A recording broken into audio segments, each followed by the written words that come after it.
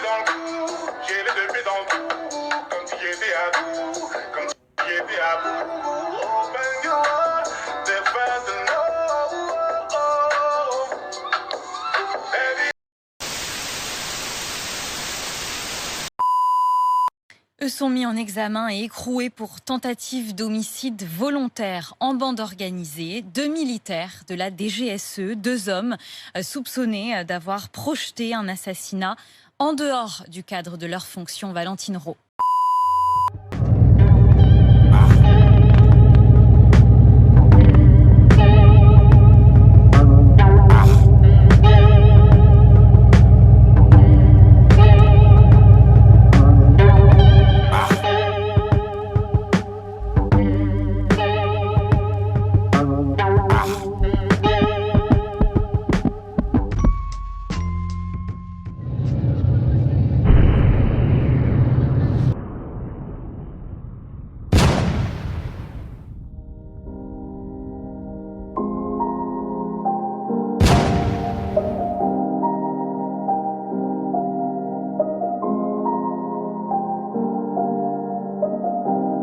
Dexter.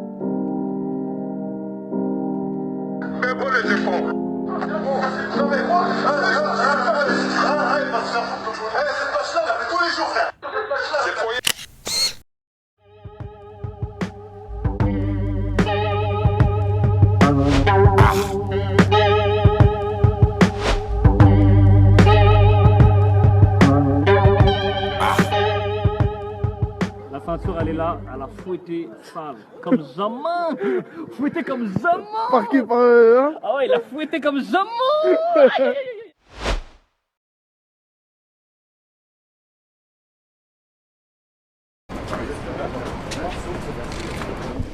Pas du tout, pas du tout. Je suis très pressé de cette échéance judiciaire que j'attends depuis plus de 6 ans. Voilà. Moi, ça m'inspire beaucoup de dégoût parce que, si vous voulez, je pense que la justice, c'est pas un show. C'est pas un retour médiatique orchestré. La justice, c'est plus sérieux. Donc maintenant, je pense que le temps des paillettes et des thèses délirantes sur le complot policier, c'est terminé.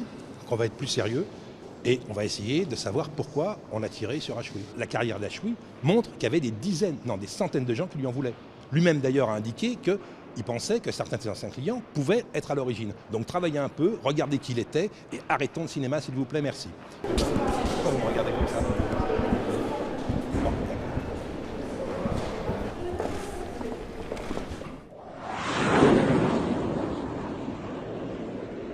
Décrire notre ami le mercenaire, il est blanc, grand et costaud, du genre 1m95 et peut-être même 2 mètres. Il est chauve, il a toujours la tête chauve, parce qu'il est chauve. Et d'ailleurs, c'est le seul qui correspond à cette description dans la municipale de La Roche-sur-Yon. Si je vous donne autant de précision, c'est pas pour rien, c'est vérifiable.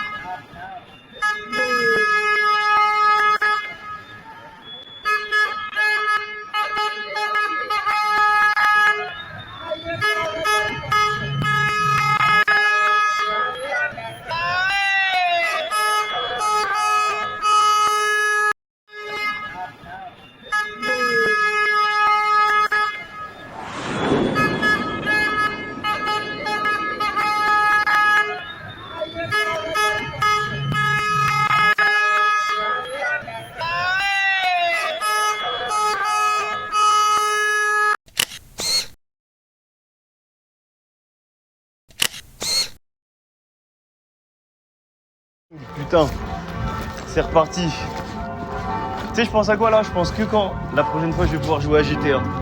Dimanche prochain. Waouh!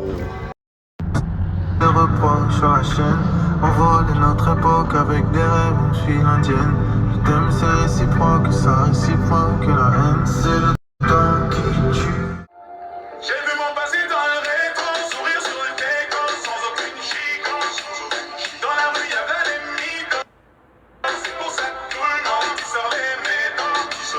On va se taper toutes les négos, je me sens aspiré comme dans un méga. Je vais me venger à amigo, je reviendrai masqué à la Don Diego.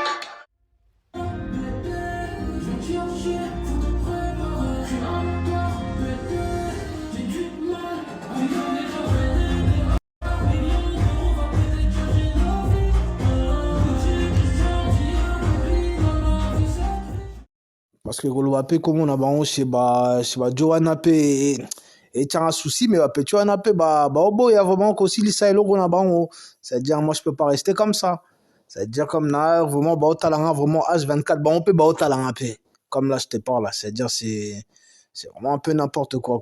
Je comprends rien à cette histoire au conseiller Nani parce que vraiment c'est pas que ça me déplace, c'est pas que ça me dépasse à mon niveau, mais voilà quoi, toutes les solutions sont bonnes pour moi.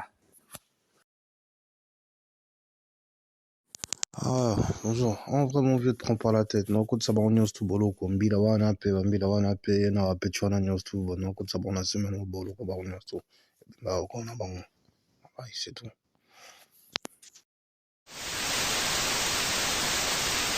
Et il y a une formation concrète après?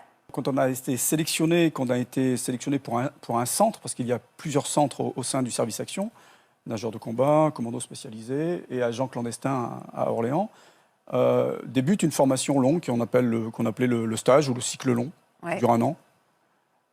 Dans ce stage, c'est un stage extraordinaire parce qu'on apprend des techniques qu'on ne verra jamais ailleurs. Genre? Je ne peux pas vous le dire. Bah si. Non, premièrement, on apprend à quitter l'esprit militaire si on l'avait. Et comme vous en aviez déjà marre un peu et que vous étiez... Voilà, on apprend à être démilitarisé, entre guillemets, de façon à passer inaperçu au cours des missions clandestines. L'essentiel de mes missions se sont déroulées en Angleterre, en Suisse, en Suède, en Hongrie, donc en Europe. Donc on est en civil, comme un touriste, on va dire, et pendant ces séjours de courte durée ou de longue durée, pour certains, eh bien, on a des missions à faire, on a des opérations à faire qui sont totalement illicites. Ouais. Donc tout ça, ça doit se passer en toute décontraction et de façon à ce qu'on ne soit pas repéré, ni vu, ni repéré, ni remarqué. Qu'est-ce que vous avez été amené à faire concrètement? Au-delà des techniques, mais vous êtes retrouvé dans quelle situation? Alors moi, je faisais essentiellement des missions de renseignement à fin d'action. Donc j'ai fait du renseignement à fin d'action sur des targets, des cibles qu'on avait à l'époque qui étaient avant, c'était les balbutiements d'Al-Qaïda, c'était dans les années 97, 98, 99, 2000, 2001, donc c'était avant le 11 septembre, avant qu'on découvre au grand jour qu'Al-Qaïda existait avec Ben Laden. En revanche, C'était l'époque des GIA, des groupements islamistes armés algériens, marocains ou autres. Et donc, on travaillait sur des chefs de réseau à l'étranger, des artificiers, des financiers aussi, à Genève notamment. Et c'était avant la Coupe du Monde de 98, donc on a travaillé, il y avait des menaces sur le Stade de France en 98, donc on a travaillé sur une target qui était assez importante. Moi, on me l'a présenté comme ça en tout cas. Quand j'ai été affecté dans cette cellule clandestine après ma formation, on m'a dit, voilà, tu vas partir avec une équipe de 4, mais séparés, on ne se voit jamais. Hein. Et on travaille, c'est le plus gros poisson qu'on ait jamais traité. Donc le but de ces renseignements en fin d'action, c'est d'obtenir un maximum de renseignements sur un individu. C'est un peu des méthodes de police, mais clandestines, quoi. On n'apparaît pas, on fait de la filature, on fait de la vidéo sous support, on fait de la photo sous support. On essaye d'obtenir tout un réseau autour, tout un environnement et un réseau autour de cet individu. Après, ce qui se passe, en théorie, nous, on cherche un instant où l'individu est seul, sans femme, sans enfant. C'est ce que me disait le chef de cette cellule aujourd'hui. On essaye si on doit l'éliminer, il ne faut pas qu'il y ait de femme, pas d'enfant, quoi. Et une fois qu'on obtient cette habitude, donc une habitude, ça veut dire que c'est sur plusieurs semaines, hein, plusieurs mois même, eh bien, le dossier, il va être vérifié. Il y a une autre cellule qui passe derrière, qui fait la vérification, la faisabilité de cette action. Si c'est bon, c'est bon. Après, si le politique dit oui, il y a l'action. Soit c'est une action Arma, comme le bateau de Greenpeace, soit c'est une opération homo, ça s'appelle une opération homicide, et cet individu, en théorie, doit mourir. Est-ce que je peux dire que vous êtes un peu des voyous officiels, officieux, un peu des voyous en costard? On était tous des voyous, bien sûr, mais en revanche, on avait tous... Affaire des militaires de la DGSE impliqués dans une tentative de meurtre. En clair, ils avaient un contrat. 5 personnes étaient déjà poursuivies et Thomas Proto, un militaire rattaché à la Direction générale de la sécurité extérieure, a été à son tour mis en examen hier dans cette enquête pas banale. En effet, il s'agit encore une fois d'un soldat affecté au centre d'entraînement parachutiste de Sercotte dans le Loiret, l'une des bases militaires les plus confidentielles de l'Hexagone. C'est là que s'entraînent les agents du service action de la DGSE, chargé des opérations les plus secrètes à l'étranger. Le soldat de 24 ans n'aurait eu qu'un rôle logistique dans la base où il travaille depuis 1 an, mais il a dû passer par des contrôles de sécurité extrêmement poussés. Pourtant, le voilà aujourd'hui à son tour mis en cause pour avoir participé au nébuleux projet d'assassinat d'une femme de 54 ans, chef d'entreprise, psychothérapeute et hypnotiseuse. Les enquêteurs de la brigade criminelle s'orientent désormais vers un conflit professionnel pour expliquer ce contrat digne d'un film noir. Selon une source judiciaire, le projet était bien d'éliminer cette femme qui a développé récemment plusieurs sociétés dans le domaine du coaching en entreprise. Un commanditaire privé, encore inconnu, aurait donc recruté un groupe de mercenaires sans leur livrer les détails de l'affaire, puisque certains pensaient même travailler secrètement pour la DGSE. Mais qui et pourquoi? Ces questions restent pour l'heure sans réponse. Merci Thomas. Un adjoint au maire de Saint-Maur-des-Fossés. On sait que cet adjoint au maire, conseiller départemental, a bel et bien été agressé chez lui, dans son jardin, alors que son épouse enceinte est à l'étage. Cette agression, elle avait été racontée dans le Parisien à l'époque, et depuis c'était un mystère. On ne savait pas qui en étaient les auteurs, et ni le pourquoi de cette agression. Alors là, Sébastien raconte que c'est lui, qui fait partie des 2 agresseurs, qui ont molesté l'adjoint. Ils lui ont dit maintenant tu arrêtes, c'est fini, tu recommences plus, quoi. Voilà. À l'époque, il ne sait pas du tout pourquoi il fait ça, et on lui présente toujours ça comme étant une mission officieuse pour les services de renseignement. Timothée Boutry, pendant son audition face à la juge, Sébastien reconnaît des faits encore plus graves. En fait, donc pendant plusieurs années, Sébastien va travailler pour Daniel B. Et il va raconter qu'il a effectué des missions de surveillance, des agressions, et qu'il a également participé à un homicide. Cela s'est passé à l'automne 2018, à Levallois-Perret, dans les Hauts-de-Seine. La victime s'appelle Laurent Pasquali.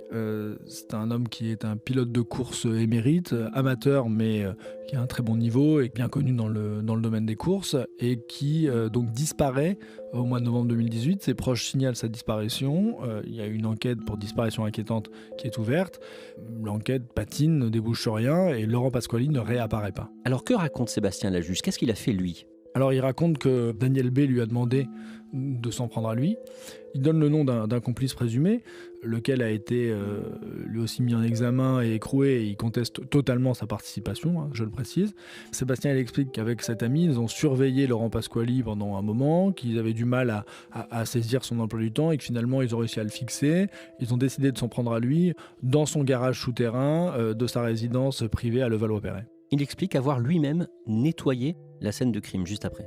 Il explique que c'est son complice qui a tiré et que il a ramassé une douille et qu'il y avait un petit peu de sang par terre parce que les habits ont épongé la quasi-totalité du sang, mais qu'il restait des traces et qu'avec du sopalin, il a nettoyé la scène de crime. Que font ensuite les deux hommes ? Alors il explique qu'ils prennent la route et qu'ils vont d'abord se débarrasser de l'arme au niveau du bois de Boulogne, qu'ils vont l'enterrer, et ensuite qu'ils vont prendre la direction de l'Auvergne et qu'ils vont passer chez les parents de Sébastien L, chez ses propres parents, pour récupérer pelle et pioche, et qu'ensuite, un peu au hasard, ils vont prendre un chemin, arriver dans un bois où ils vont creuser et laisser la dépouille de Laurent Pasquali. On sait que Sébastien L va prendre une photo qu'il va envoyer à Daniel B comme preuve en disant voilà, il est bel et bien mort et on l'a enterré. Il est enterré dans un bois en Haute-Loire. Daniel, son officier traitant, lui avait donné des consignes très claires. Oui, il lui avait dit il faut que ça passe pour un accident, il faut s'en débarrasser. En gros, il lui dit pas de corps, pas d'enquête. Et c'est exactement ce qui se passait. Enfin, il y avait une enquête, mais qui ne débouchait sur rien du tout. Donc ça a marché pendant des mois. Quasiment un an après cet assassinat, un promeneur dans ce bois de Haute-Loire découvre des ossements. Ces ossements vont être analysés et vont permettre d'identifier Laurent Pasquali, en fait. Alors là, l'enquête qui était ouverte à Nanterre pour disparition inquiétante devient une enquête pour enlèvement et séquestration suivie de mort, puisque évidemment il a été manifestement tué, et il a fallu cette tentative d'assassinat sur Marie-Hélène Digny et les nombreux rebondissements de l'enquête pour aboutir à la résolution a priori, bien entendu, de l'assassinat de Laurent Pasquali.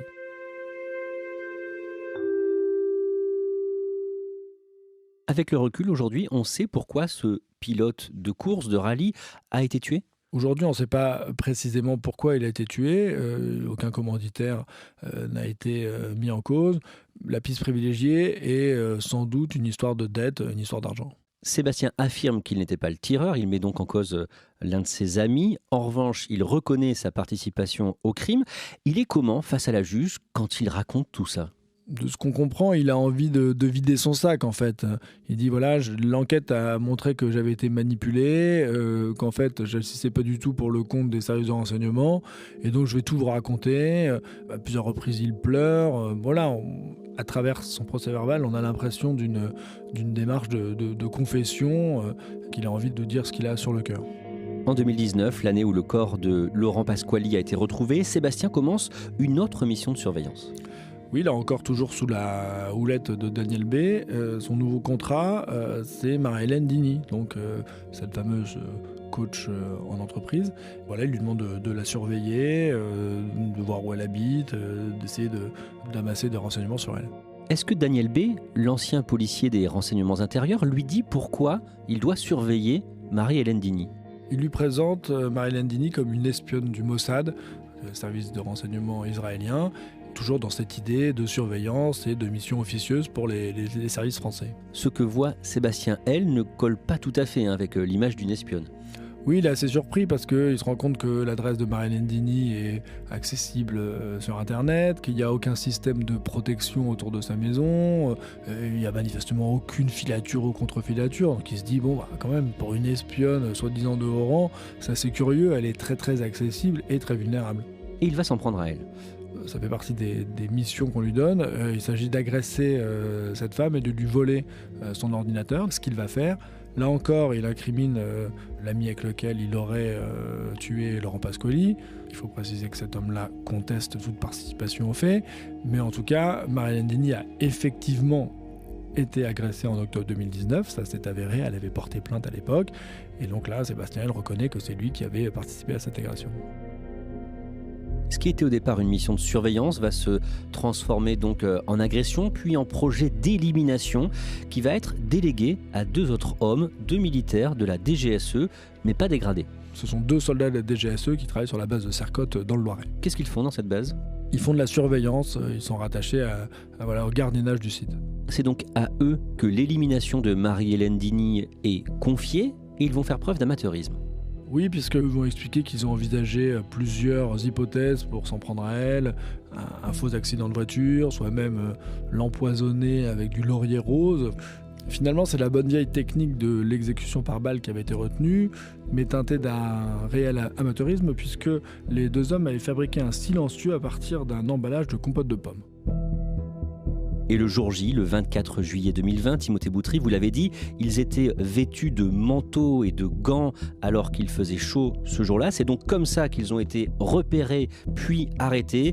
Et c'est ainsi que le réseau est tombé et que le commanditaire présumé de cette tentative d'assassinat a été interpellé. C'est un certain Jean-Luc.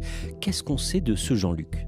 Alors ce Jean-Luc, en fait, c'est un rival professionnel de Marie-Hélène Digny. C'est un homme qui a aussi monté une société de coaching, donc c'est un concurrent. Alors c'est vrai que dès le départ, quand elle était entendue, Marie-Hélène Digny dit oui, parmi les gens avec qui je m'entends pas trop, il y a ce Jean-Luc.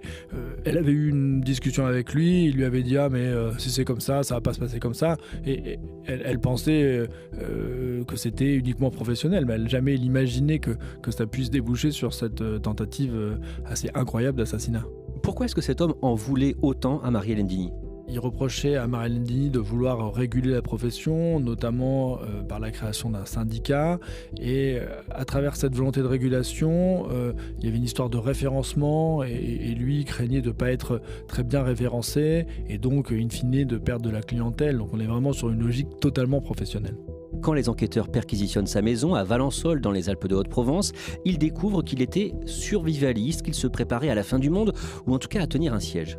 Oui, ils vont découvrir qu'il y avait quantité de bidons scellés avec des plats de pâtes préparés, beaucoup d'eau et que, comme livre de chevet, il avait le guide du survivaliste. Ce Jean-Luc était coach d'entreprise et il a bien réussi puisque sa société employait une trentaine de personnes, qu'il se versait chaque mois 16 000 €. Est-ce qu'on sait quel est le lien entre Jean-Luc et le retraité de la DCRI, Daniel B ? Le lien, c'est une loge maçonnique, la loge Athanor dans les Hauts-de-Seine. On va se rendre compte qu'au sein de cette loge, s'était constituée une officine privée d'exécution de contrats en tout genre, de surveillance, d'agression et d'assassinat et tentative d'assassinat, et que en fait, il y a un homme dont on n'a pas parlé qui s'appelle Frédéric V, qui était un des responsables de cette loge, qui reçoit entre guillemets le contrat de Jean-Luc et qu'il le sous-traite ensuite à Daniel B, son ami qui était policier au service de renseignement. Donc là, on a déjà un réseau de commandites et donc Daniel B en parle à Sébastien L, son agent traitant, qui lui-même va recruter les soldats de la DGSE. Et voilà, tout ça en cascade et à aucun moment personne ne dit « Oh là, stop, on arrête » et que heureusement, cette tentative d'assassinat va échouer grâce à l'amateurisme des 2 soldats de la DGSE qui avaient été recrutés, qui se sont fait arrêter quasiment en flagrant délit. Jean-Luc, Daniel et donc ce Frédéric font partie de la même loge maçonnique, la loge Athanor, qui a été dissoute depuis. En gros, dans cette affaire, il y a les donneurs d'ordre, membres de cette loge, et les exécutants qui n'en font pas partie, c'est ça ? Tout transite via les anciens responsables de cette loge et ensuite les contrats sont dispatchés aux exécutants. Timothée Boutry, le lui servir de chauffeur, c'est le 2e homme dans la Clio. Oui. Pour sa défense, Dagomar jure qu'il pensait qu'il s'agissait d'une opération homo de la DGSE, homo pour homicide. Une naïveté coupable, mais qui se confirme dans la mise en œuvre de l'opération. Par exemple, les fausses plaques d'immatriculation de la Clio, elles ont juste été scotchées sur les vraies. Le téléphone retrouvé à l'intérieur, il permettait de suivre la voiture de la victime par géolocalisation. Mais pendant tout le mois avant la tentative de meurtre, le détective l'a gardé dans sa poche, avec son téléphone à lui. Alors évidemment, les policiers de la crime ont vite compris que les 2 engins émettaient du même endroit. En plus, le privé avait laissé ses empreintes sur les fausses plaques, pour que ce soit plus clair. Cerise sur le gâteau, lors des perquisitions chez Dagomar et Adélard, on a trouvé un plan de reconnaissance dessiné à la main. Et puis sur un papier, la répartition des rôles avec tous les pseudos et même quelques considérations sur le meilleur moyen de buter l'hypnotiseuse, des formules chimiques pour la fabrication d'un poison, la possibilité d'un accident de la route, pas très accidentel. Bon, vous l'avez compris, on est quelque part entre Mr Bean Yvelines et OSS 117. La DGSE de Sercotte a bien dû reconnaître qu'elle n'avait rien vu venir, malgré ses grandes oreilles, mais un officier a quand même fait cet aveu. Ça faisait 6 mois que Dagomar parlait à ses camarades d'un projet d'élimination, mais c'est un secret. Oui, bien sûr. Il roulait aussi des mécaniques en évoquant ses trafics d'armes avec l'Europe de l'Est. Soi-disant, le fier à bras était sur le point de se faire virer. Il sera peut-être pas le seul. Selon le Canard, après l'arrestation des pieds nickelés, un militaire de Sercotte placé sur écoute a eu cette phrase au téléphone. Quand ils vont commencer à chanter, ils vont plus s'arrêter. Ils sont de nature à mettre dans la merde le maximum de monde possible. Les agents secrets auraient donc des secrets, et ça, c'est pas du ciel. DGSE, organisme chargé de l'espionnage français à l'étranger. Il précise même être membre du service Action, un service qui gère entre autres les missions clandestines sur les terrains sensibles. Les 2 hommes ont un statut militaire. Ils sont affiliés au centre parachutiste d'entraînement spécialisé de Saran, dans le Loiret, un centre rattaché à la DGSE. Selon une source judiciaire citée par le journal Le Parisien, c'est une tentative de règlement de compte privé et ratée.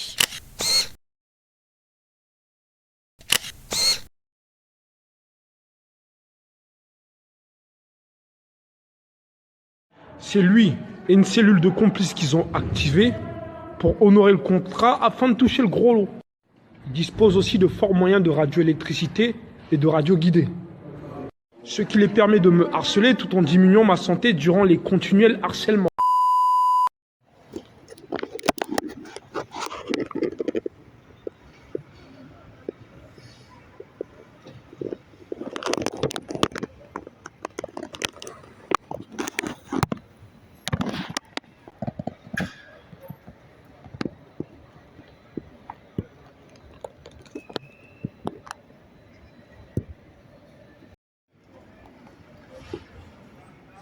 Fin de journée, c'est une fin de journée, on sort de la RTBF, normalement.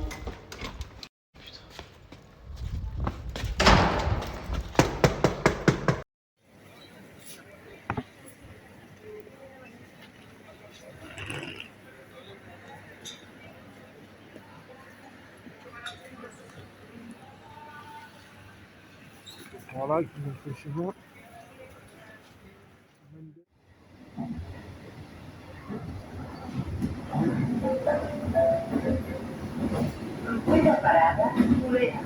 Sisplau, vigileu amb la distància entre el cotxe i l'andana. Atenció. Estació dotada de pas habilitat per travessar les vies. Per la seva seguretat, extremi l'atenció i miri a un costat i a l'altre abans de travessar. Un tren pot ocultar-ne un altre. Próxima parada, Culera. Por favor, presten atención a la distancia entre coche y andén. Atención. Estación dotada de paso habilitado para...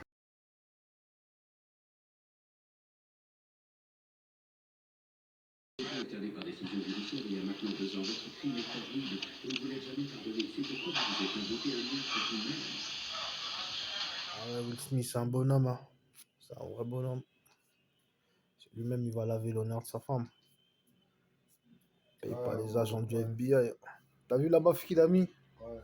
Il y a des gens, ils méritent vraiment des vrais baffes. Hein. Des familles entières, ils méritent des baffes. Des séries en cérémonie.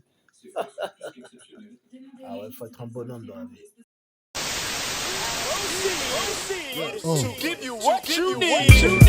Not five motherfuckers. Get live, motherfuckers. As we proceed to give you what you need.